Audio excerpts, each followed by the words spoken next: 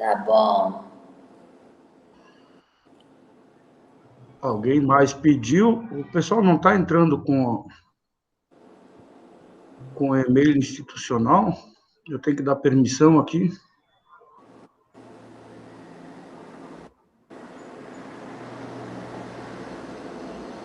Bom, vamos lá. Dia 20 de maio de 2021, quinta-feira. Começando agora, sobre as respostas de vocês. Deixa eu ver aqui. Andréia também mandou, a Évila também. Mandei ontem.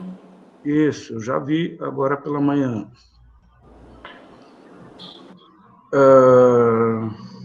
Vocês duas, eu lembro que escolheram, aliás, todo mundo quase, só teve uma resposta que escolheram a empresa B. Mas a maioria escolheu a empresa A. Bom dia, Marcelo. Bom dia. Como é que vocês estão avançando na leitura do conteúdo, principalmente dos slides, que é um resumão?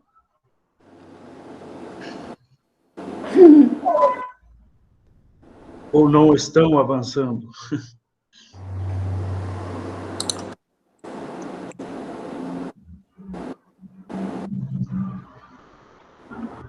Vamos lá, gente. Feedback, por favor. Eu estou fazendo a leitura aos poucos, assim, conforme vai avançando o conteúdo, eu estou lendo. Aquela parte que trata dos eventos envolvendo ações de empresas, dividendos, bonificações, subscrições de novas ações, grupamentos de ações, buyback, aquela operação de buyback, quando a empresa vai ao mercado e recompra suas próprias ações para congelar em tesouraria. Vocês chegaram até esse ponto, não? Não, eu não. Não são muitos slides aí, gente, naquele resumão que eu fiz. Deixa eu ver quantos tem.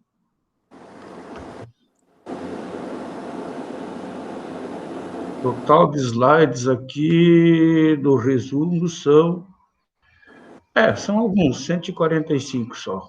Meu Deus, 145 slides. Ué, mas vocês não baixaram o arquivo? É só baixar o arquivo, que está lá em PDF, ou está em PDF. E aí ver quantas páginas tem. Imagina o trabalhão que deu para mim fazer isso aí tudo, para preparar para vocês. Mas tem muitos slides lá que são só imagens, tá? De gráficos da Bolsa, muitos gráficos que é só você olhar e interpretar, principalmente quando a gente chega na segunda parte, que é a parte gráfica.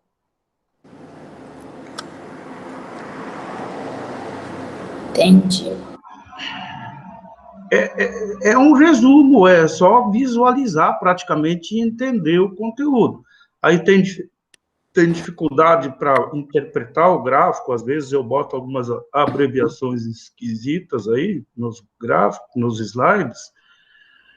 Tem a parte do texto também, é só se referir, procurar lá o tópico, procurar lá no texto, que também deve ter 100 e tantas páginas, e lá está mais... Está com mais detalhes, digamos assim. Vocês estão vendo na tela aí? Vou perguntar de novo. O slide, né? Esse é o slide 13, tá bom. Com base nas respostas de vocês. Deixa eu conversar aqui. É Marcelo, né, que entrou aí? Sim. A Jaine entrou também. Bom dia, Jaine. Bom dia, professor. E o Marcelo. Nas respostas de vocês escolheram a empresa A ou a empresa B? Eu escolhi a empresa B. Aqui oferece 50% lá do dividendo sobre o lucro. Então explica para a turma aí, Marcelo. Você não gosta de dinheiro, não? Não, o motivo é que como a empresa ela vai dividir parte do lucro, né? O restante ficaria para ela poder expandir e assim poder ter mais retornos futuramente, né? Não em vez de receber tudo uma única vez e ter certeza de receber lucros futuros da mesma empresa. E aí, Évila, e demais? Concordo com o Então, eu Marcelo? até eu achei legal o que ele propôs, mas quando eu respondi a empresa que a A, né, que é 90%. Tá, isso porque na última aula eu lembro que eu coloquei assim na forma de exemplo para vocês imaginarem que tanto da empresa A quanto da B, como elas têm mais ou menos o mesmo porte e geram mais ou menos o mesmo resultado, vocês tinham que supor que em cada uma delas vocês receberiam.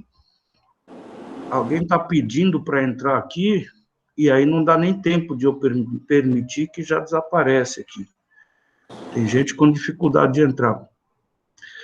Vocês teriam que supor que tanto da empresa A tivessem ações da empresa A ou da B, se as empresas pagassem integralmente todo o lucro daquele exercício, pagasse na forma de dividendos, vocês teriam direito a 10 mil reais, supondo, né?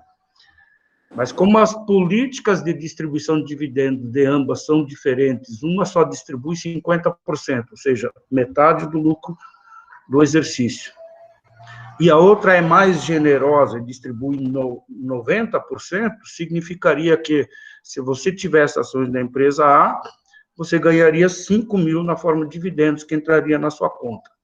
Se tivesse ações da empresa A, desculpa, eu falei da empresa A, né? Na empresa A, você receberia 9 mil reais na sua conta. E se tivesse ações da empresa B, você teria na sua conta apenas 5 mil reais. Vou permitir rapidamente aqui, alguém pediu para entrar. Sabrina, bom dia. Bom dia. Então, o dilema era esse, né? Cirlândia, bom dia.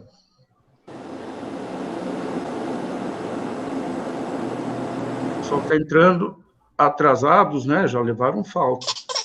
Bom dia, professor. Bom dia. Então, a questão, propositalmente, eu queria colocar vocês nesse dilema, né? Óbvio que, no âmbito pessoal, todo mundo prefere mais dinheiro na conta, não é? Aí eu perguntaria, porque o maluco do Marcelo parece que não gosta de dinheiro, né? Mas ele já respondeu, porque parte daquele lucro da empresa ficaria com a empresa para eventuais projetos futuros de expansão. E esses 50% de lucro que não seriam distribuídos aos acionistas, que são os donos da empresa, ficariam disponíveis aos gestores da empresa. Então, se o setor é bom, se o setor é promissor, a empresa está sinalizando para o mercado que ela tem projetos de expansão e, portanto, produzir mais e, no futuro, pagar mais ainda em dividendos. Então, muitas vezes é preferível eu receber menos dividendos, mas eu ter a convicção de que a empresa que eu tenho ações, ela tem projetos de expansão aí em vista, senão ela não ia reter parte do lucro, né? Tem perspectiva de crescimento. Isso. E se ela vai crescer mais para frente e expandir, significa que ela vai produzir mais, e significa que os resultados dela no longo prazo vão passar a ser melhores do que a outra empresa, que é muito generosa e distribui quase todo o lucro na forma de dividendos. Então, vocês conseguem perceber, gente, que uma empresa que é muito generosa, distribui a maior parte do lucro na forma de dividendos, ela passa uma mensagem ao mercado, aos investidores, de que é uma empresa estagnada, não tem previsão de projetos de expansão, portanto, não tem projeto de... botando aí num jargão bem popular, né? Parece que os gestores dessa empresa não sabem o que fazer com o dinheiro que foi gerado naquele exercício. Então, eles distribuem para os acionistas para agradar os acionistas. Eu chamo a atenção para esse fato, gente, que se vocês entrarem em sites financeiros, aí de bolsa, tá? Vocês vão ver muito comercial, muita propaganda, muito artigo, muito cursinho, muito método de investir em empresas que pagam mais dividendos. Eu afirmo para vocês, eu não gosto quando a empresa paga muito dividendos. Ela é um péssimo sinal. Essa minha empresa, na semana passada, na quinta-feira da semana passada, eu recebi os dividendos. Um resultado no balanço de 31 de dezembro de 2020. E essa política da empresa me agrada. Note, 50% do lucro dela ficou para ela. Em novembro, eles anunciaram lá a aquisição lá das fazendas da Terra Santa, que também tem ações negociadas na Bolsa. São 7 fazendas aqui no Mato Grosso. Eles vão pagar 60 e poucos milhões nessa transação, isso aí já foi aprovado pelo CAD agora em janeiro, por isso é que as ações da minha empresa subiram muito, mais de 100% de janeiro para cá. Agora, nesses últimos dias, ontem caiu 4%, agora o mercado está corrigindo, subiu demais. Tem muita gente embolsando os ganhos. Em algum lugar dos slides aí, tem um slide aí que diz por que vender ações? Interrogação. E eu passo 3 motivos para as pessoas venderem ações. Né? Eu não sei se alguém já chegou a essa altura, já leu, mas para quem não leu é interessante, vai lá e... São 3 motivos que levam um investidor a vender ações.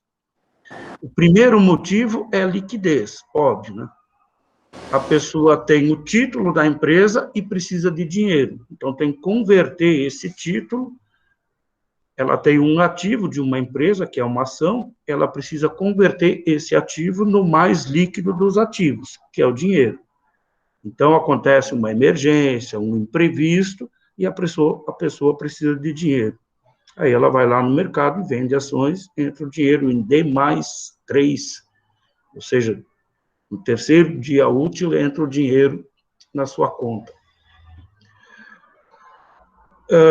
O segundo motivo, eu chamo lá de reversão de expectativas. O que significa isso? Se lá atrás a pessoa comprou ações dessa empresa, é porque ela tinha expectativas otimistas com relação àquela empresa.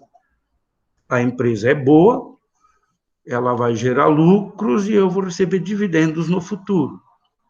Mas, com o passar do tempo, essa expectativa que era otimista lá no início, quando eu tomei a decisão de comprar,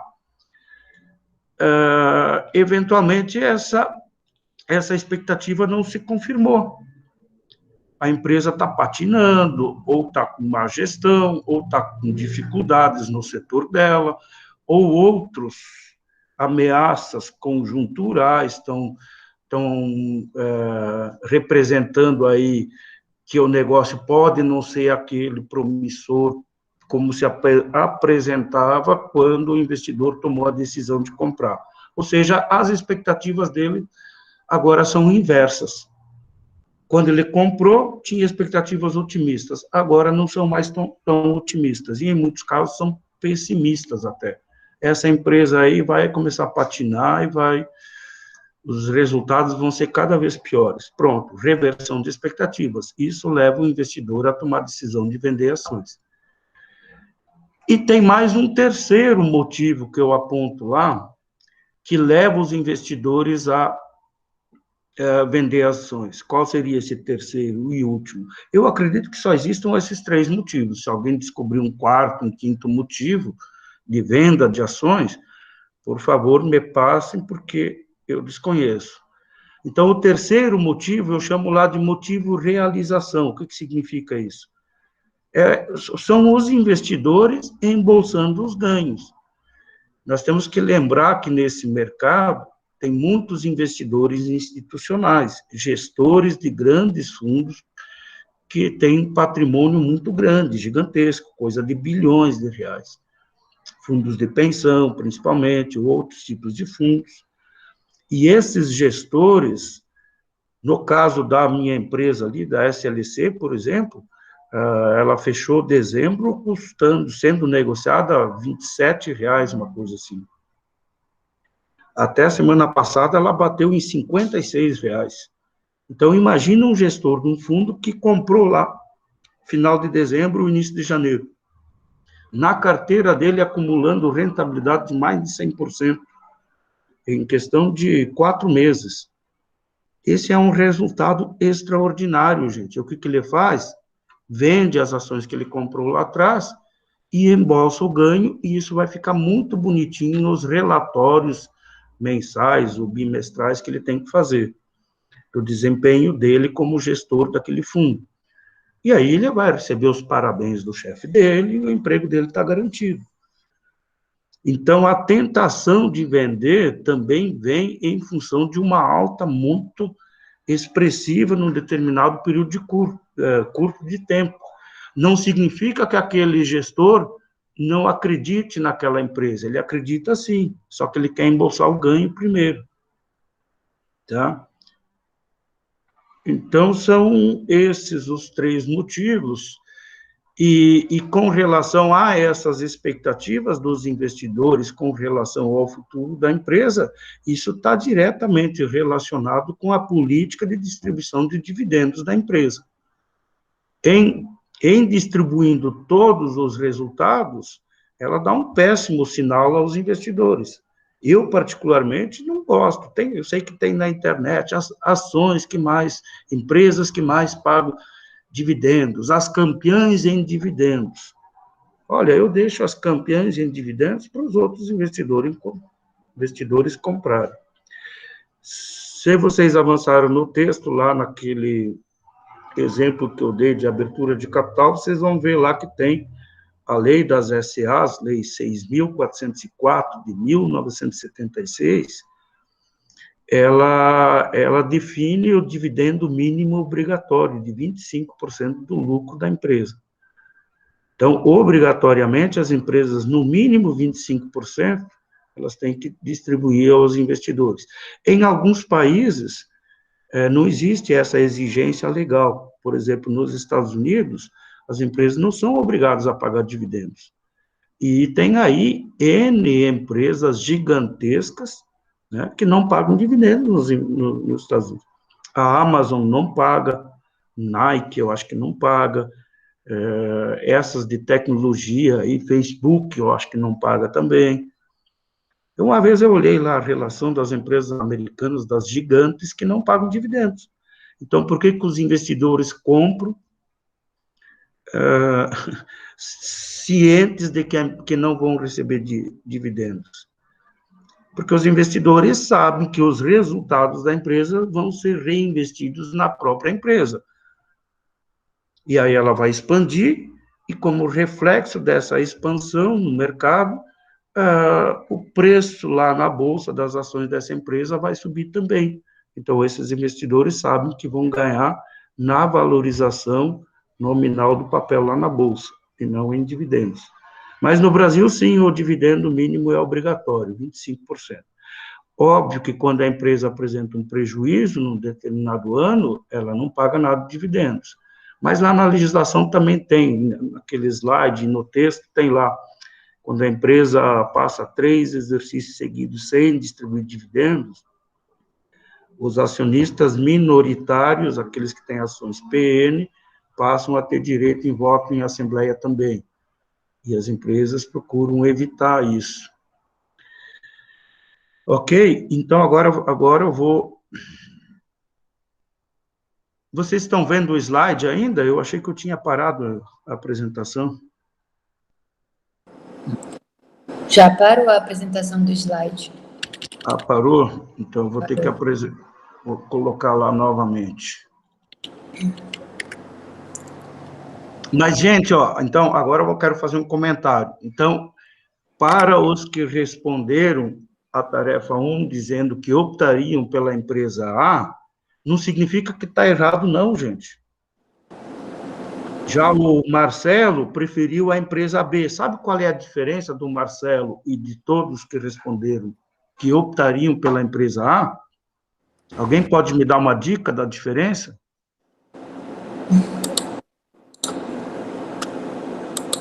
Ele tem mais conhecimento, talvez,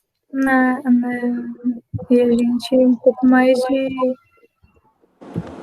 de dúvidas ainda de como que funciona essas coisas. Ah, tudo bem, talvez seja isso, talvez o Marcelo esteja mais familiarizado com esse tipo de mercado, mas não, essencialmente não é isso. A principal diferença é a diferença do perfil de cada investidor. É sobre isso que eu queria comentar hoje. Então, eu vou mudar lá para o slide, tá? Vocês vão acompanhando aí. Eu coloco ali, poupança versus investimento, tá? Vocês sabem, em conceitos econômicos, aí que a poupança é a parcela da renda do cidadão que não é consumida. O sujeito tem a renda dele, em economia a gente simboliza a renda com o Y, né? Então, o sujeito tem uma renda mensal, ou um salário, ou recebe juros, recebe aluguéis, ou ele tem uma empresa, e aí ele tem parte do lucro dessa empresa por períodos, por mês, ou por trimestre, enfim. E do outro lado da equação, ele tem o consumo dele, os gastos dele, da família dele, mensais, e o que sobrar do consumo, a renda, tem lá o sinalzinho positivo, que é o S. Em economia, S é poupança, né? Então, digamos que para um sujeito sobra, ele tem uma renda mensal, sobra uma parte da renda dele, que ele não consome toda, né? Ou ele se abstém de um consumo presente, ele deixa de consumir uma pizza no final de semana, enfim, ele se abstém do consumo presente e ele pode destinar essa poupança dele basicamente em duas direções. Eu coloquei lá, a primeira direção é o investimento imobiliário, né? Ele pode investir num lote aqui, num loteamento aqui de Sinop, para no futuro construir uma casa, para alugar e receber a renda do aluguel, comprar obras de arte, enfim, investimento imobiliário, comprar veículos, essas coisas aí. Ou ele pode direcionar essa renda dele para investimentos em títulos. Então, vai lá, bota numa renda fixa, que é balizada pelos títulos emitidos pelo governo, que hoje não rende nada, o rendimento é negativo, porque perde para a inflação, né? Também tem as características dos principais títulos aí disponíveis no mercado financeiro. Eles têm características quanto à renda, né? Se é fixo, se é variável, o prazo também, se é fixo ou variável, e com relação à natureza da emissão. Podem ser títulos públicos, né? Aquelas notas do Tesouro Nacional e as letras do Tesouro Nacional,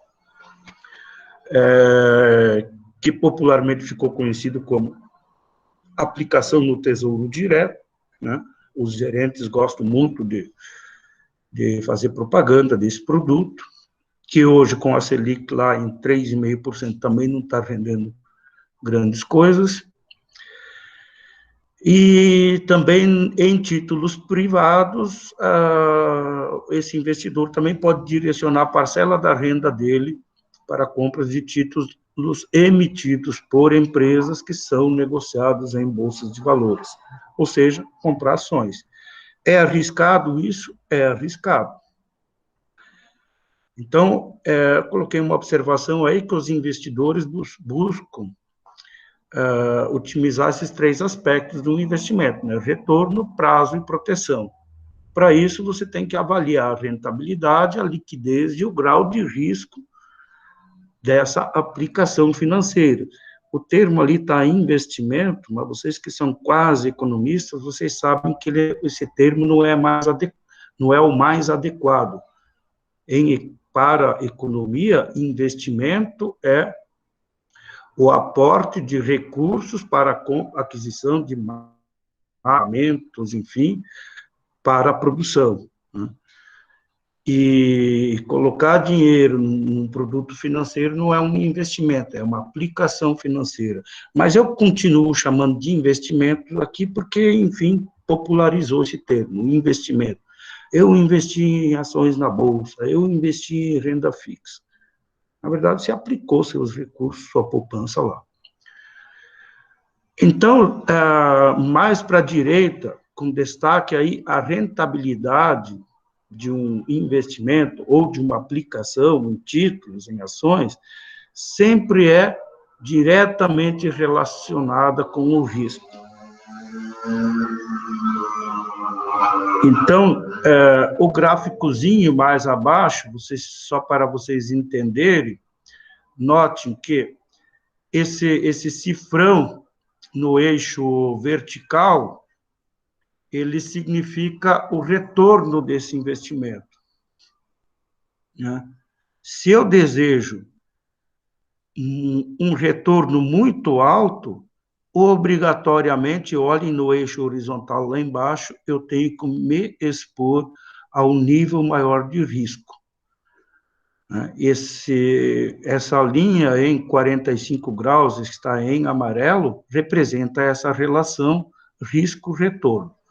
Então, se eu sou muito avesso ao risco, então eu coloco meu dinheiro lá numa simples poupança, ela rende pouco, mas também não tem risco associado, o risco é muito baixo. Ah, mas a poupança não tem risco, professor. Tem sim, qual é o risco? Esse que nós estamos constatando nesse momento.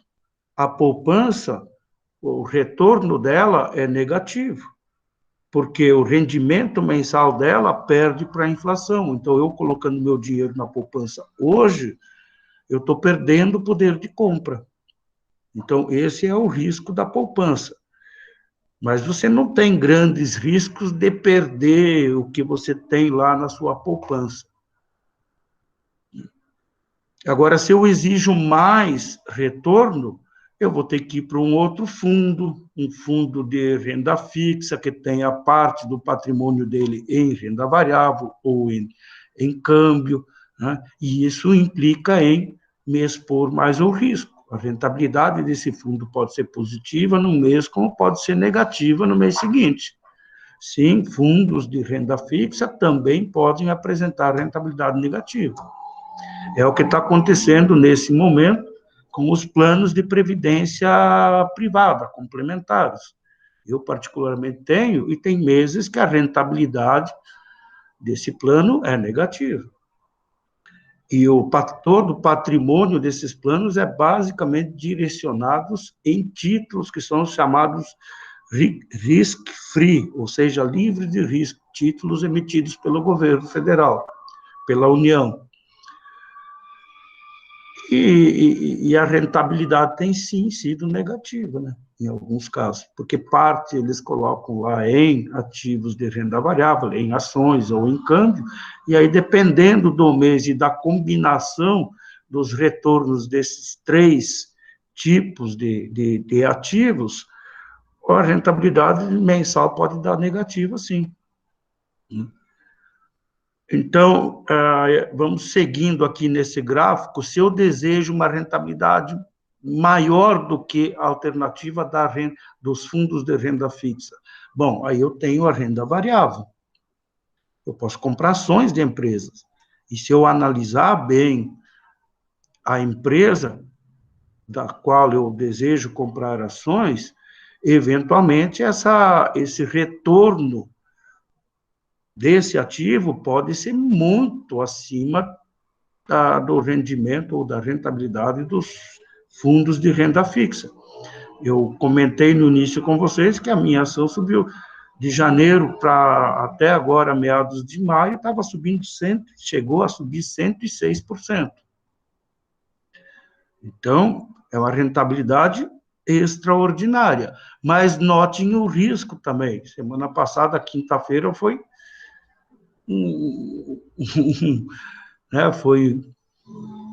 minha Nossa Senhora, caiu quase 10% só num dia.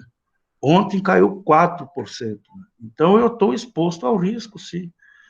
Mas por que eu estou me expondo ao risco? Eu estou avançando aqui nessa linha horizontal, mais para a direita, e me expondo ao risco, porque eu estou buscando rentabilidade também, uma rentabilidade melhor, digamos assim.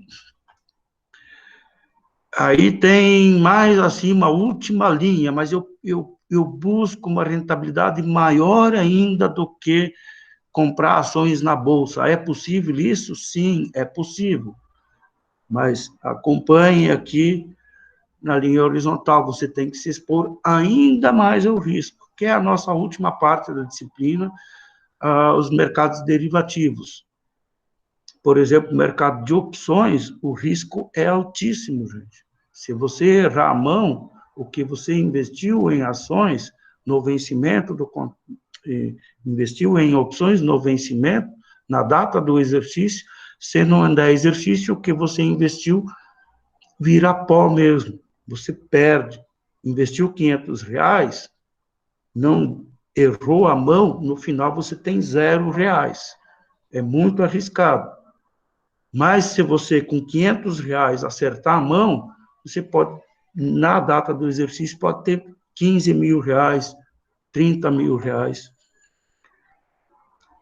Quando vocês chegarem lá no mercado de derivativos, lá no final, no mercado de opções, eu faço um resuminho bem sucinto, vocês devem entender do que eu estou falando. Mas tem um outro tipo de investimento ou aplicação que promete ainda mais rentabilidade. Imaginem vocês com uma rentabilidade numa aplicação de vocês de 50 mil por cento, 200 mil por cento. É possível isso, gente? Alguém dá uma dica aí? Possível só é meio improvável. É que tipo de atividade poderia ser essa?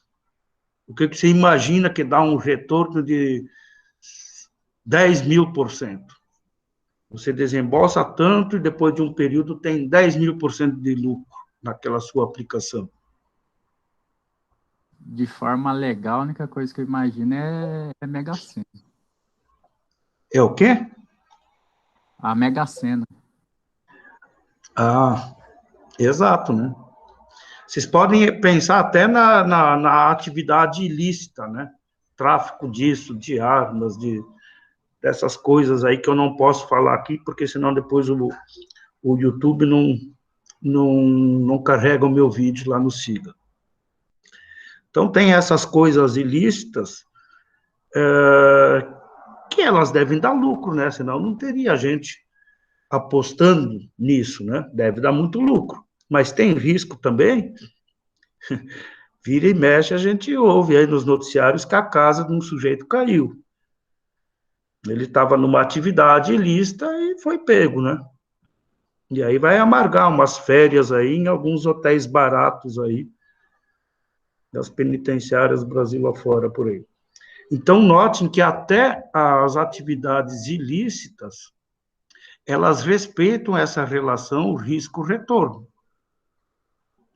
Então, imagine uma atividade ilícita muito lucrativa, ela é lucrativa, mas o risco é proporcional. Então, essa relação, gente, risco-retorno, ela sempre tem que ser respeitada. Eu estou dizendo tudo isso porque não acredite em propostas que prometem alto retorno com baixíssimo nível de risco. Aquelas coisas assim, tipo, la garantia soy yo. Olha, tem um negócio aqui, tá? É muito lucrativo, você entra, é lucrativo, e o risco é baixíssimo. Não acredite nisso. Vocês devem lembrar aí desses períodos aí, né, de pirâmides Brasil fora aí. Muita gente perdeu dinheiro com isso. Então, essas coisas que não respeitam essa relação risco-retorno, elas não são confiáveis, gente. Não acreditem, desconfiem, pelo menos, porque vocês podem, eventualmente, ter surpresas desagradáveis. Ok? Ficou claro, então, porque eu disse que nem sempre é preferível você optar por empresas que são mais generosas na distribuição de dividendos. Isso depende muito... eu tenho que complementar lá no gráfico. Eu saí daquele slide e ia começar outro, mas está ali em preto, gente. Em preto aí está. Essa tua opção, nessa tarefa 1 de optar pela empresa A, que paga mais dividendos, diz respeito ao seu perfil.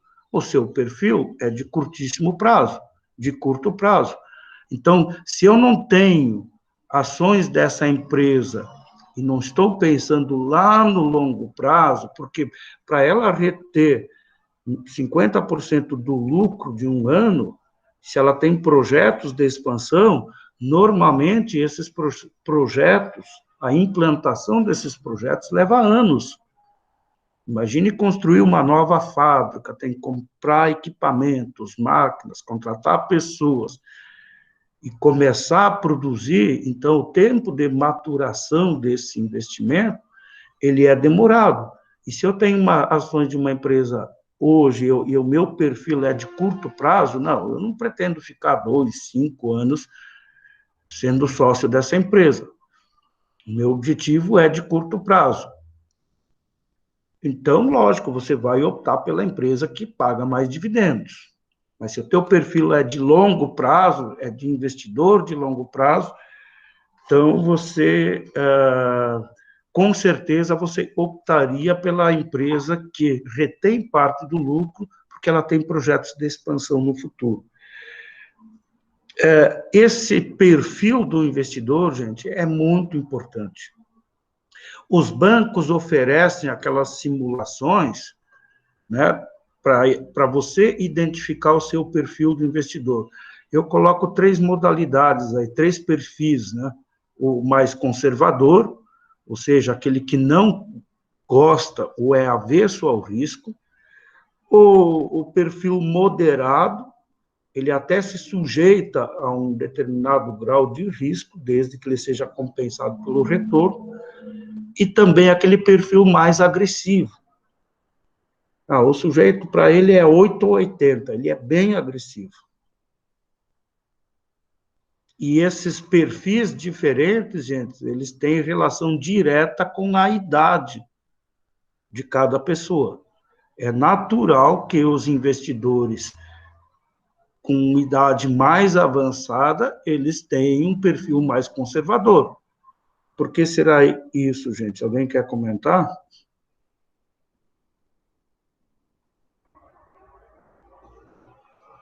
Ninguém? Talvez medo de perder dinheiro? Sim, mas Colocar... Pode falar. De colocar R$500 e perder ou tudo e ficar devendo, ou perder metade, sei lá. Eu mesmo tenho medo. Acho que é um dos motivos que eu não mexo com isso ainda. Tá, mas com relação aos perfis, deixa eu voltar aqui.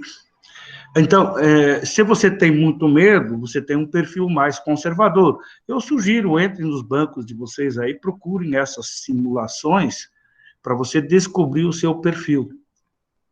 Isso é importante porque você precisa se conhecer. Se você tem muito medo de perder, teu perfil é mais conservador. Mas tem gente que não tem medo nenhum, é muito agressivo. O que eu estou dizendo é que está relacionado com a idade, porque um investidor de uma idade mais avançada, ele obrigatoriamente tem que ser mais conservador, porque se ele está entrando num mercado de risco, de renda variável, por exemplo, ações de empresas, elas têm aquele sobe e desce, né? Então, o sujeito tem que ter sangue frio, tem que suportar quedas também. E ele Professor, tem... Oi. eu tenho uma dúvida, assim, nesse negócio, assim, tipo assim, por exemplo, eu trabalho, eu recebo um X de dinheiro, só que eu quero guardar isso em algum lugar que renda mais que a poupança. Só que, assim, eu quero guardar esse dinheiro para daqui 10 anos, que eu possa comprar um carro, uma casa, alguma coisa assim. Só que eu tenho, por exemplo, tanto que eu ganho, eu vou ficar guardando e eu pretendo, quando eu tiver 200 mil, eu tirar aquele dinheiro.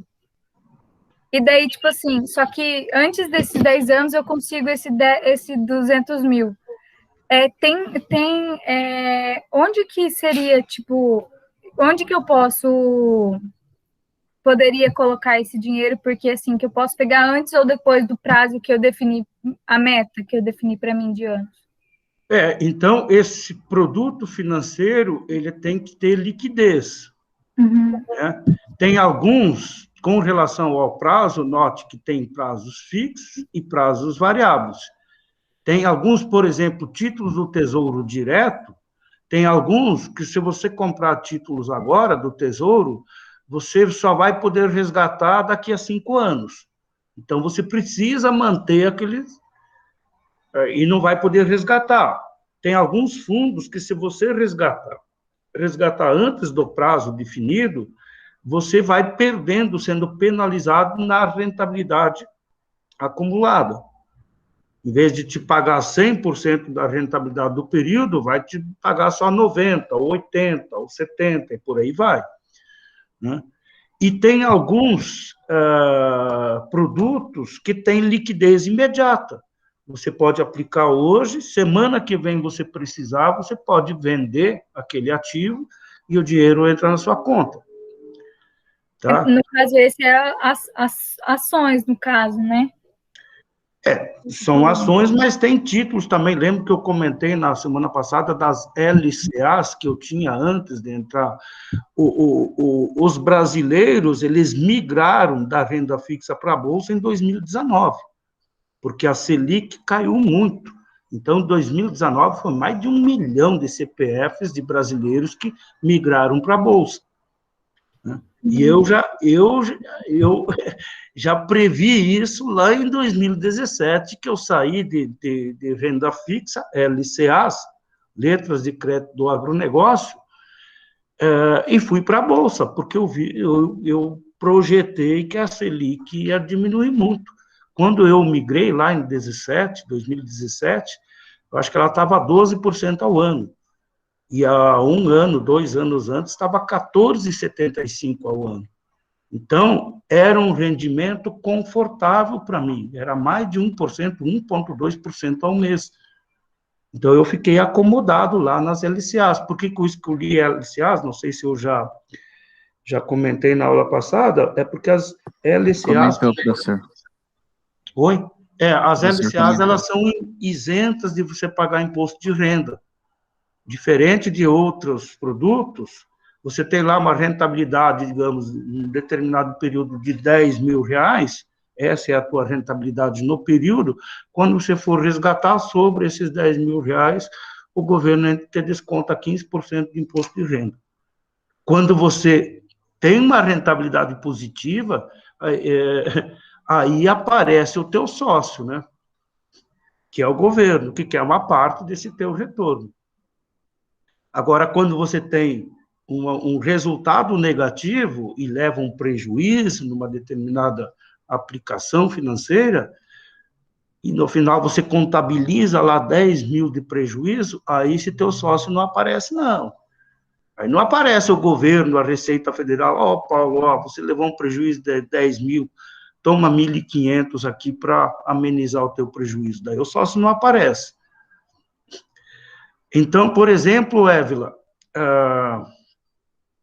tem sim produtos e você, nesse momento, como é uma coisa para longo prazo, você não olha para a remuneração, quanto que está rendendo por mês, mas olhe somente em aumentar a quantidade de cotas. Digamos que você compre essa LCA.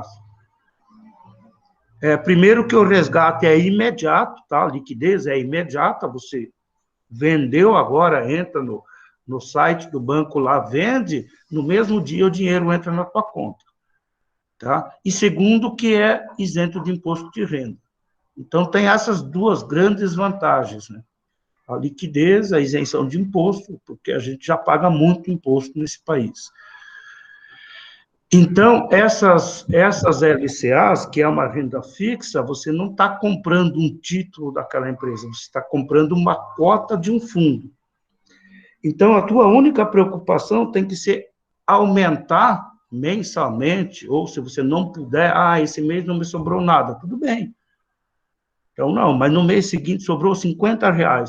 Vai lá no banco, fala com o gerente, hoje dá para fazer tudo pela internet, e compra esses R$50 em cotas daquele fundo. E foca somente na quantidade de cotas. E esquece, é a mesma coisa de ações, gente. Vocês acham que eu fico preocupado com os preços da minha ação? Às vezes o pessoal me liga, apavorado, mas caiu, semana passada, caiu 10% num dia. Apavorado, vendo ou não vendo? Eu digo, que ótimo que caiu. Agora, se me sobrar um dinheirinho, significa que eu vou poder comprar mais barato.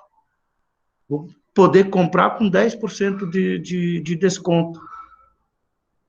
Então, percebam que o que é uma tragédia na visão de uns, se você focar em preço, pode significar uma tragédia. Se você focar em quantidade, é ótima a oportunidade de comprar mais, aumentar a sua quantidade em carteira, de modo a ser beneficiado, né? Se o preço voltar, no caso de uma ação, você vai ter mais quantidade em carteira. Se depois, amanhã, no ano que vem, eles forem pagar dividendos, você vai receber mais dividendos.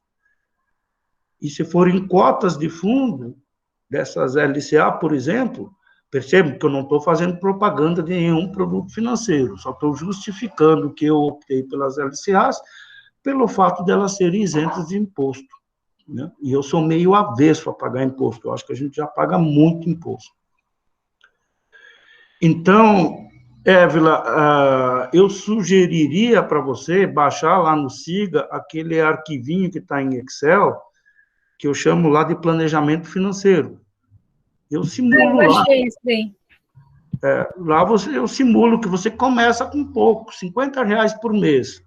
Depois de 4 anos, você se formou, tem um empreguinho melhor, você aumenta esse aporte mensal para R$100 por mês. Se vocês olharem naquele exemplo, eu acho que eu tenho a planilha aberta aqui, eu vou até abrir, eu vou compartilhar ela com vocês, tá? Só um pouquinho.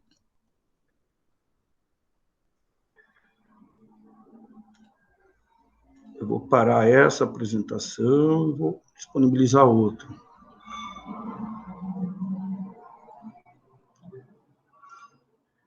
Estão vendo aí planejamento financeiro? Agora, Então, né? agora apareceu. Isso, está no Excel. Notem, que os aportes, o primeiro, isso aí eu fiz lá em 2017, tá? Estão vendo aí, o mês é janeiro de 2017. A primeira aplicação era de R$50.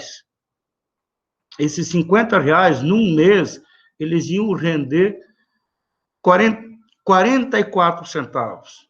No final do mês, quem tivesse aplicado R$50, teria R$50,44.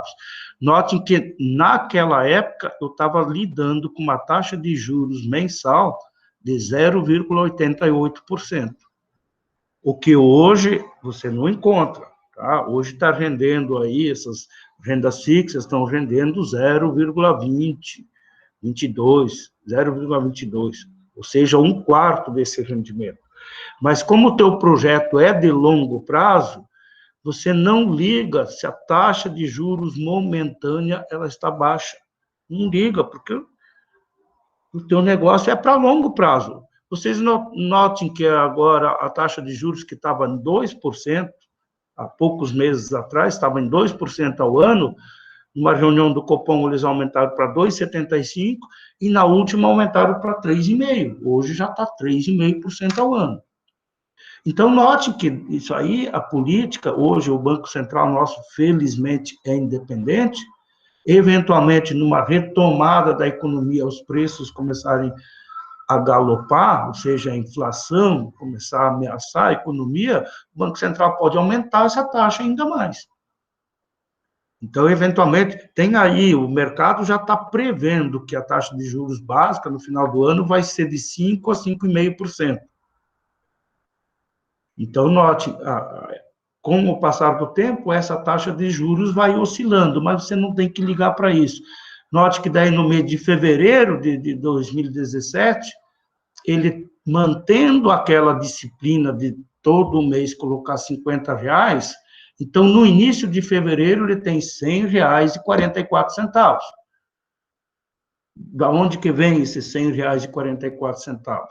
Os R$50 que ele botou no início de janeiro viraram R$50,44. Soma com os 50 que ele coloca em fevereiro, o patrimônio dele já é de R$100,44.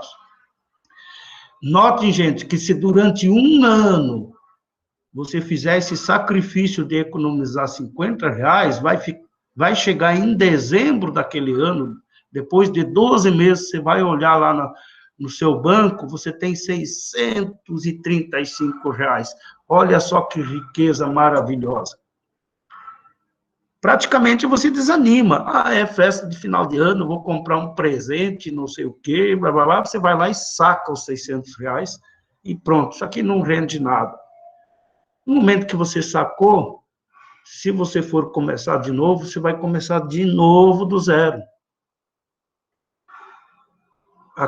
Todo aquele valor que você ficou o ano inteiro guardando, no início de dezembro você tinha R$629, naquele mês vai render R$5,54. É de desanimar, não é? Mas olhem o efeito ao longo do tempo nisso. Vamos avançando, setembro de 2020. Nós estamos agora em maio de 2021, né? Olha lá, você já teria 14.700 hoje. Com aquele planejamento de 50 e tantos reais por mês, hoje você teria 15 mil na conta. Daí, Évila, vem a outra questão, que é a tentação. Você vai lá e olha na conta, poxa, nós começamos lá em 17, estamos em 21, isso dá 4 anos praticamente, 4 anos e meio. Você está economizando dinheiro, você olha lá, tenho 15 mil disponível nesse meu planejamento aí. Poxa, mas 15 mil eu posso comprar uma moto boa, né, ou um carrinho usado. Você vai lá e saca, não resiste à tentação e gasta esse dinheiro. Pronto, se você for começar, você vai ter que começar do zero de novo.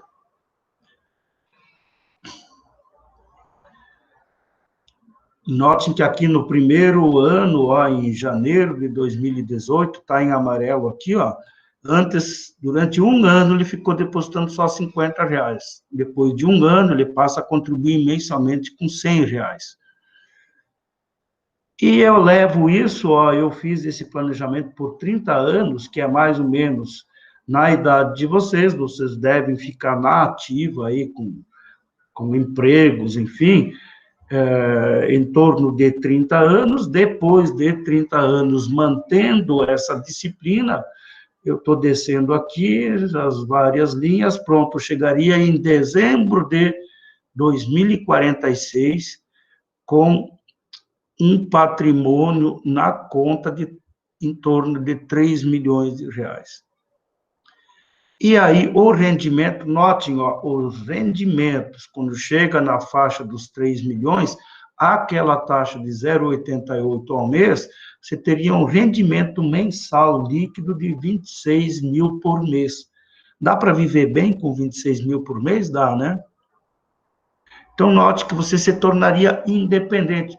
Você comentou em fazer um planejamento para daqui a 10 anos, ou comprar um imóvel, ou um carro, enfim. Tente fazer esse planejamento para um pouco mais longe, num horizonte mais longe. E eu espero que todos vocês cheguem lá na faixa dos seus 55, 60 anos de idade, na fase de aposentadoria, jamais esperem a aposentadoria do governo. A gente vai saber lá no ano de 2040, 2045, se ainda existe aposentadoria paga pelo governo. A gente não sabe. Notem que em 2018 já mudaram nas regras da aposentadoria. Daqui a 5 anos, eu não sei, eu pretendo, daqui a uns 5 anos, começar a pensar em aposentadoria. Eu não sei. Sabem quanto que eu conto com a aposentadoria para o meu futuro, quando eu pendurar as chuteiras como professor? Sabem quanto que eu conto receber de aposentadoria? 0. Se eu receber alguma coisa de aposentadoria daqui a uns 5 anos, ótimo, é lucro para mim. Mas eu conto em receber 0 de aposentadoria. Eu não conto com aposentadoria para o dia em que eu pendurar as chuteiras como professor.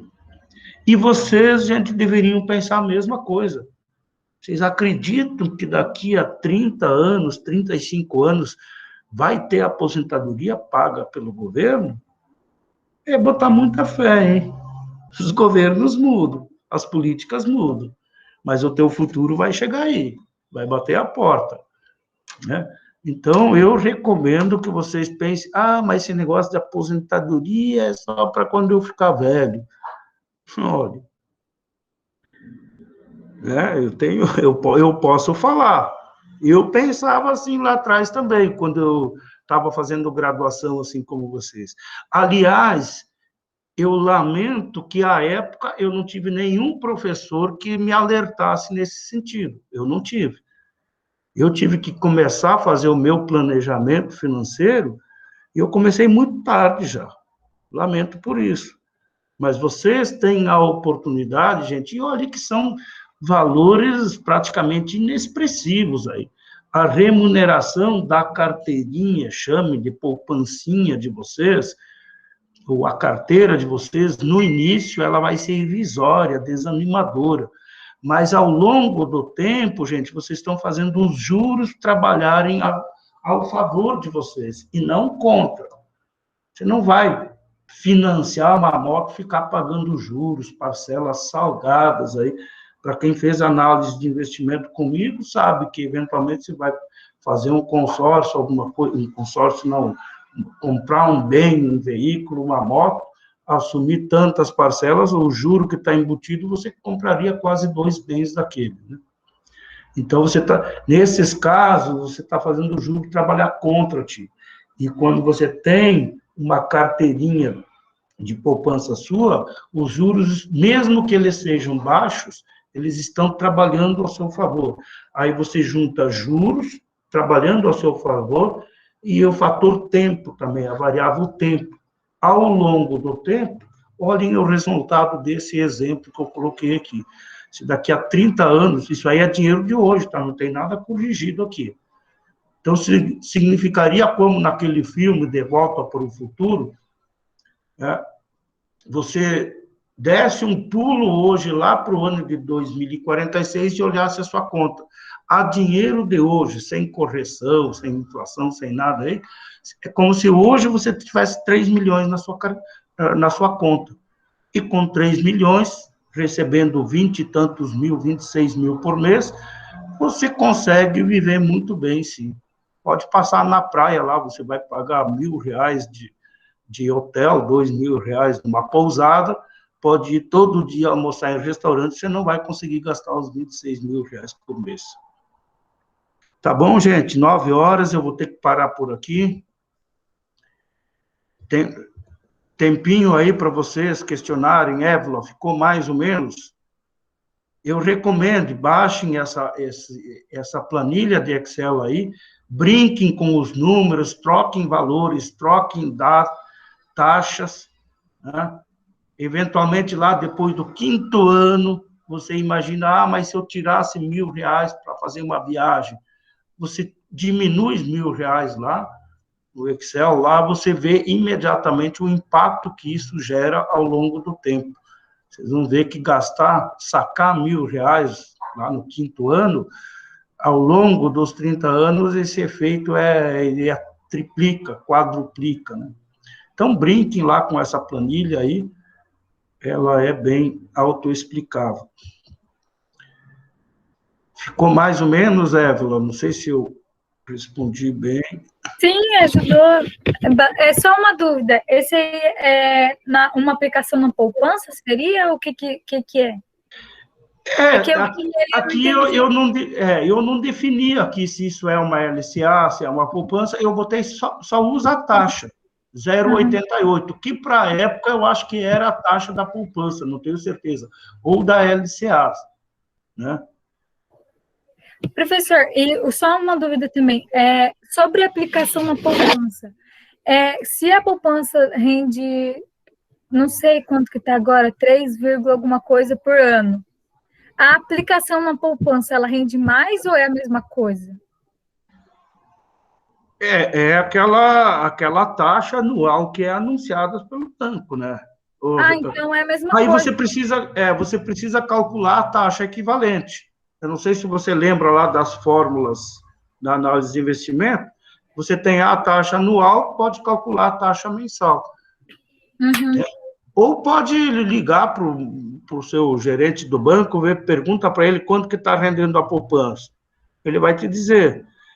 Ou pergunta para ele, e tem algum outro título, alguma renda fixa que rende um pouco mais? Os gerentes, eles conhecem os produtos que os bancos têm à disposição. E, eventualmente, nessa simulação, você começa com um produto e lá, com o passar do tempo, eventualmente você vai ganhando mais experiência em aplicações no mercado financeiro ou mesmo de ações, e você pode ir distribuindo esse teu patrimônio, essa tua carteira acumulada ao longo de um determinado período, você pode ir distribuindo isso em outros produtos. Por exemplo, uma carteira individual sua poderia lá ter, por exemplo, 10% da sua carteira em ações de empresas, 50% na poupança e os outros 40% numa renda fixa que remunera um pouco mais do que a poupança, entende? Então, digamos que você tenha lá no seu patrimônio da sua carteira, ou o total seja 10 mil. Significa que R$1.000 você tem investido em ações.